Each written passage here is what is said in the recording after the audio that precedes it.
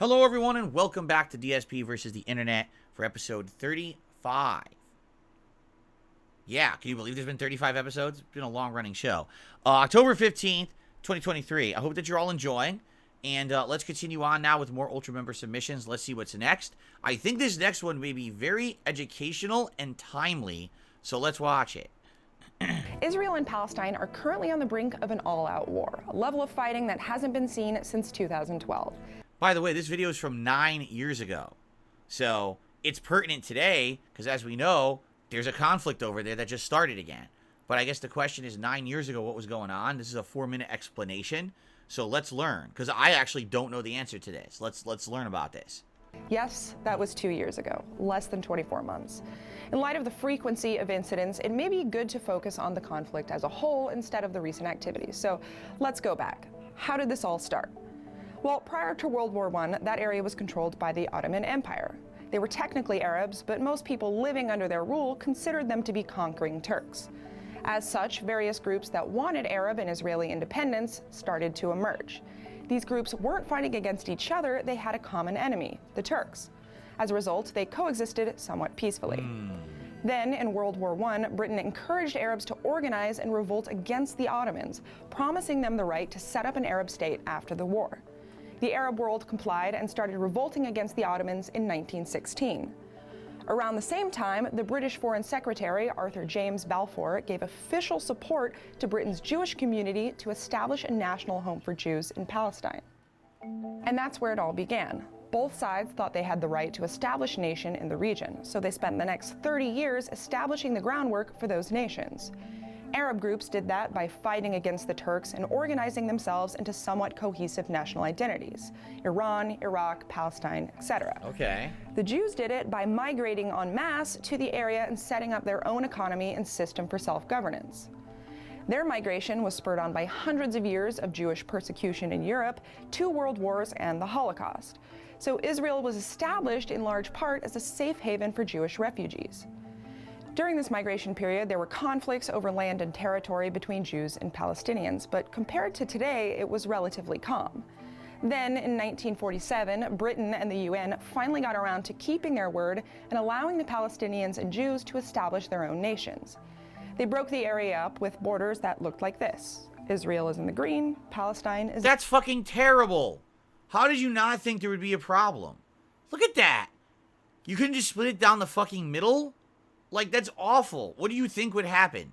They're literally, they have groups in the middle of the other groups, isolated. Like, wow, we're genius level fucking UN, man. You guys are just fucking brainiacs. There's no possible way a conflict could break out when you make the countries like that next to each other. in the orange. The problem was, a lot of the Palestinians lived in the area now controlled by Israel, and some Israelis lived in the area now controlled by Palestine. Look at this. The Arab world thought that Israel was infringing on the state they were promised after the war, and Israel was already starting to disenfranchise Palestinians who were stuck inside their borders. Oh my God. In 1948, fighting broke out between Palestinians and Israelis, causing the surrounding Arab nations to attack Israel in an attempt to eliminate it altogether. So honestly, what's the root cause of the problem? The Britain and the UN. They fucked it all up. They promised 2 groups the same land. Then when they had to actually give them the land they promised, there was no way to do it fairly, so they fucked it all up. And now they're going to be fighting endlessly forever over the land that they think that they both own. That's just delightful. Israel won. During this conflict, over 700,000 Palestinians left the area or were displaced, and Israel had expanded their nation to control what is now about 78% of historic Palestine. Palestinians claim that after the war, Israel wouldn't let them return home, forcing most of them to live in the West Bank and the Gaza Strip. Both areas now function as a home for Palestinian refugees. In the years that followed, Israel established walls to separate the Palestinian areas out, and they also enacted laws to further establish their Jewish state, laws that by nature offered fewer rights to non-Jews. They also established a strong, active military. There are way too many incidents and military conflicts that took place after that to recount here, but the basic story for each conflict is generally this. Militant Palestinian groups or other Arab nations use force in an attempt to either reclaim land, protest the conditions of Palestinians under Israeli rule, or eliminate the entire nation of Israel. Israel responds by winning militarily, displacing more Palestinians and expanding their own territory. Sandwiched somewhere in there are continual failing peace talks and an ongoing debate about U.S. aid to Israel. Obviously, this is a huge issue and we cannot cover everything, but we did include links to more info in the description. Wow. If you found this video informative, please subscribe. Basically, these two groups both have religious ties to this land. They both think that religiously this is their homeland. So they both want it. How do you do that? How do you split it up? Because from what I'm to understand, there are literally areas that are both, right? Like both Israel and the Palestine will say this is a holy spot for both of us. So they both want the same exact spots. And so they've been vying for these for ages. And then the Ottomans at one point controlled the region. And during World War I, Britain and the UN and all that saw this as an opportunity. Let's get the people who already want those areas to fight the Ottomans, so that and then we'll promise them those areas, but then never properly gave it to either group. And now this is an endless conflict over these areas. This is it's just human nature, right? To fucking wheel and deal and lie and care about the consequences later. It's sad because now we have world unrest and now threats about a world war and stuff going on over this stuff.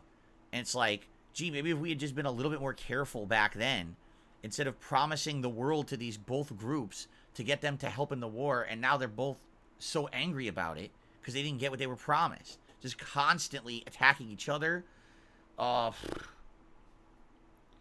Well, certainly this is politics. I'm not going to go any further than that. It's just a sad situation. And, you know, there's really, I don't even know, how do you determine the way to end a conflict like that? When literally both groups want the same land and will never relent. They both feel that they have a legit right to the land, and it's hard to even argue either way, you know? All right, well, that's interesting because I did not know that background, so. What the hell's going on? Oh, okay. By the way, so if this is Evo 2006,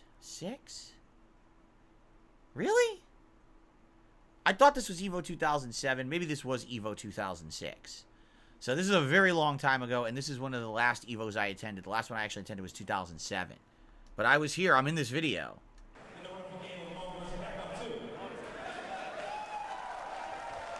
Powered by Yaris, yes, if you can believe it. Yaris was a sponsor. Toyota Yaris was a sponsor of Evo back then.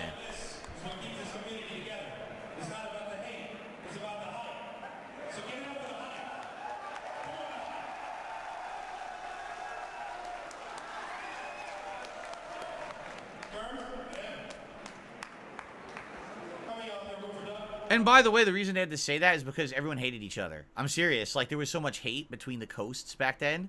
It was always East versus West Coast. And they're doing an event, and they want this big money match, grudge match. And they're like, well, it's got to be about the hype, not the hate. We can't have people, like being hating each other at the event. So they say that publicly, but in reality, really, there was a ton of bad blood between the coasts back then.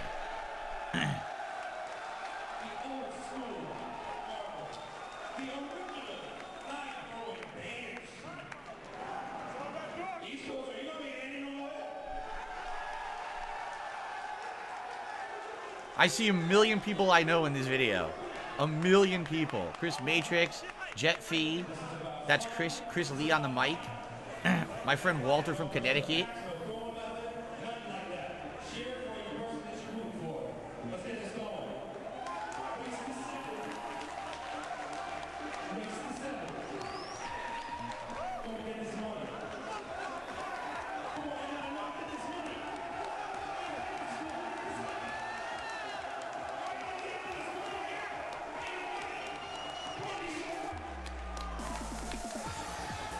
They made a hype video out of this.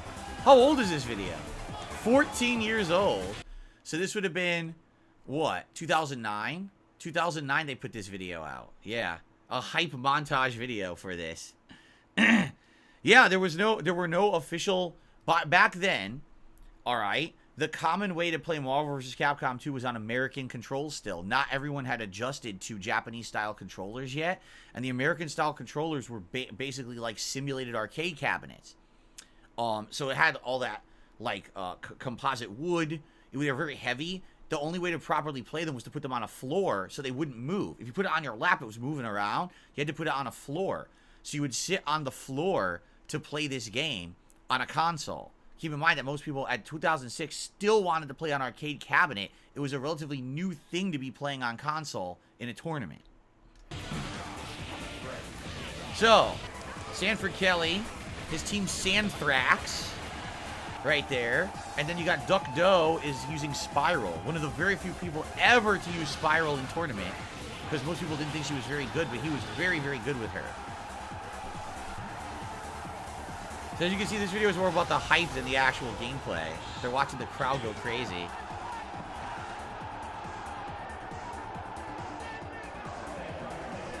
And of course, that's Justin hugging Sanford, by the way. Justin Wong hugging Sanford Kelly.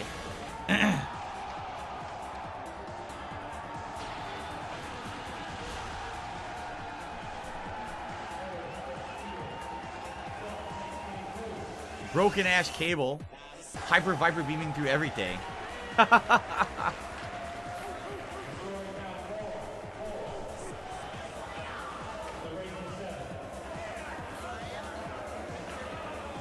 See, they used to have like a coach. They used to have an established coach who can talk to them during the match to help them out.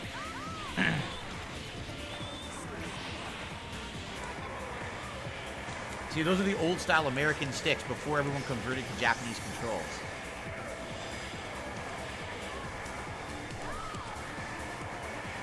I've never seen this. I was there. I'm in the crowd. You can probably see me in the crowd in parts, but I never seen this montage video.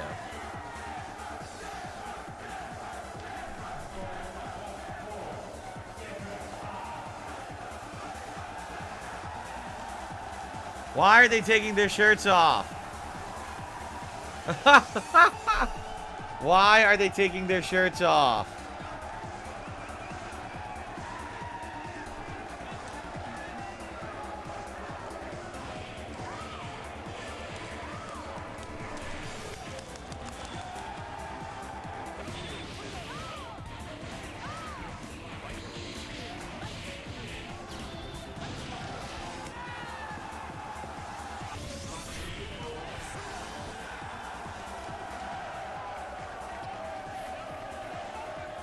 By the way, so the consensus was at the time that Duck Doe was better than Sanford, because Sanford was basically the prodigy and the one who was like the understudy of Justin Wong. Justin Wong was known as like the best Marvel vs. Capcom 2 player in the world. And Sanford at that time was coming up and becoming better and better and better and was winning tournaments now, just like Justin had been doing. But Duck Doe had been like universally accepted as the top Marvel vs. Capcom 2 player on the West Coast. So to have the best West Coast player against the up-and-coming East Coast player was kind of a big deal. And I think the consensus was that most people thought Duck Doe was going to win. And what happened was, at first, Duck came out strong, and then when Sanford started to come back and win some matches, like, Duck kind of fell, like, crumbled. Like, he lost his confidence, and then just started losing over and over.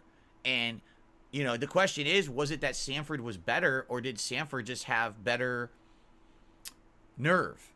And Duck lost his nerve in the middle of the set, and that's why he ended up losing the whole thing, as you're going to see. We're at the end here, and he basically, you know, Sanford just started destroying everybody.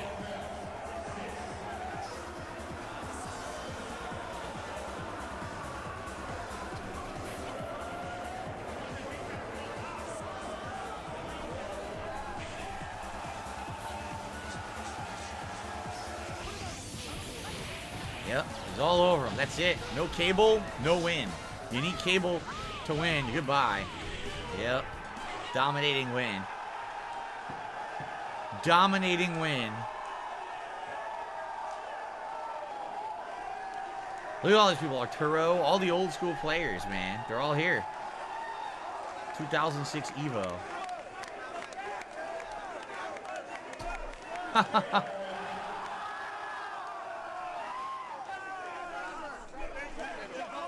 You gotta also keep in mind something for back then. There was no, like, he didn't win a lot of money for doing this. This is like the hype match of the tournament. This is just a silly West Coast, East Coast grudge match. It was for a couple $100. And then everyone was kind of like doing side bets on it. There was no major money to be had at these tournaments. At all. This was not the finale. This was just a grudge match. This was not the tournament. You know? There is, even if you won this tournament, you won like a couple $1,000. That was it. Today, it's so different. But look at the hype back then. These were all people who loved these games. Keep in mind, Marvel vs. Capcom 2 had been out, since 1999? The game was 7 years old at this point. And look at the hype for it. Like, this is crazy how this community was grassroots and supported each other, and through just pure love of the game, kept these games alive. Capcom was not sponsoring these events. They were not giving players any money. There were no esports teams at the time. It was a completely different time back then. Really, just a completely different time. Okay, cool. This woman had 1.2 million followers. Oh no. It's TikTok time. Well, at least it's only 2.5 minutes of a TikTok this week. Let's just get through it. And nobody showed up. When you set up a meet and greet and no one comes. Around, I'm an alien. I've been saying this for a long time. A lot of this social media follower stuff, smoke and mirrors, man. Like, let me put it this way. When you add all the platforms together, I get about 250 million video views every month. 250 million. I'm not kidding. Look it up. I get more video views than Joe Rogan every month, more than Logan Paul, more than KB Lame. And if you add all their monthly video views together, I still get more. Yay, go me. But I don't get swarmed out in public like I'm the Beatles. I don't walk down the street with like 19 bodyguards. And if you ever see me in a limo, it's because I'm the one driving it. Because I'm telling you, social media is largely smoke and mirrors. There's a cool thing about working at a game store where you're also the graphic. That is pretty interesting. The woman had 1.2 million followers on a social media site, so she thought if she set up a meet and greet, people would come, and no one showed up. Holy shit. You saw there was a line and everything, like a thing set up, and no one came. It's internet. It's the internet, man. I would say to some extent it'd be a little different, like at least in the earlier days. And if you're a bigger YouTuber, perhaps, like if you're a giant YouTuber, like I know for a fact there's even people who aren't huge anymore, like Nostalgia Critic, right? He still goes to events regularly and gets a ton of attendees. Angry Video Game Nerd, he's nowhere near as popular as he used to be, and he still gets people coming and buying his merch, and they want autographs. But the whole thing is they make content on YouTube. They're not just, I make a TikTok video, right? So, I think it's a little different. These apps, right? Just because you make funny videos on an app doesn't mean that people are going to translate into something physical, you know? Anyway. Designer is that whenever we get a bunch of loose games traded in, I have to make the box art for them and make them look all pretty and whatnot. But whenever I have a bunch of them, I get really bored. I get to do shit like this. And then there's this one where I just gave him some extra fingers. How many fingers? Look. And if you look a little closer, who's the? During a high school pep rally, team captains for various sports were lined up, blindfolded, and told to expect a kiss from a special someone, and they would have to guess who it was. The special someone ended up being their own parent. But some of these parents went to town, giving more than just a pet. Their son's hand down south as he grabbed her. What? Another parent-child combo ended up on the floor making out. What? The blindfolded student described the kisser's lips as luscious before taking his blindfold off and finding out it was his own mother. Any guesses on what state it happened? How is this funny?